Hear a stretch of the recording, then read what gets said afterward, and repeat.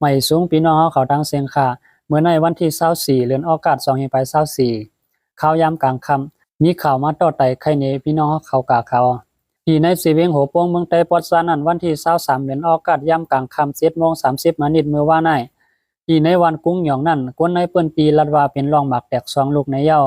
สากหมากแลลินซ้ายเสื้อในเตอใส่ซ้อมหิมพร้อมเฮือนออปอดเฮาในมีคอโปงหามตับลองออกเฮือนออกวานยามกลางค่ำในเซตา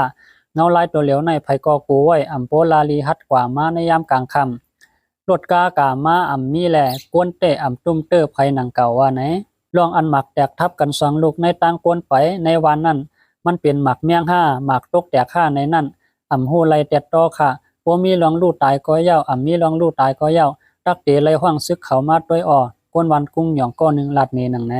วานหิมความนั้นก็กำมีลองหมักแตกอยู่เหมือนกันก้อยกาอันหมักแตกที่ในวันซึ่งไหนเป็นปอกกำแหกแลของสีซึกมันเขาก็มาทัดถวงด้วยเสลองออกวานออกกาสวนให้หน้าเสื้อในก็เขาเฮหามสังดังเก่าเขาลาตีกวนวานว่ากว่าไล่เป็นสังก้วยเตไลเอาปุ่นพรตาตัวไผตัวมันก้วยว่าไหนเมื่อเลือนออกกัดวันที่20วันมานั้นก็ตีในสีเวียงโหโป้งนั้นก้วยหนังเก่าได้ยินว่าซึกว่าอันใจตื้อมิกหมาย ASPP เสตรงหนึ่งไว้ในปืนตีนั้นปีกอึดเส้นตาสายตั้งภายออกวันสอดต้อนั่นในแลกวนในปืนตีจังกว่ามาไลเสียมกาเฮหามปันกวนปืนตีเขาออกวันออกเคินในยามกลางค่ำในเยาออกขาเขาในก็ไลปึงอิงเอามาเสือเถินเตรียมต่างไว้ในเงาแรงหุ่นใหม่มีเสียงหนังในเขาไม่สูงดังเสียงคา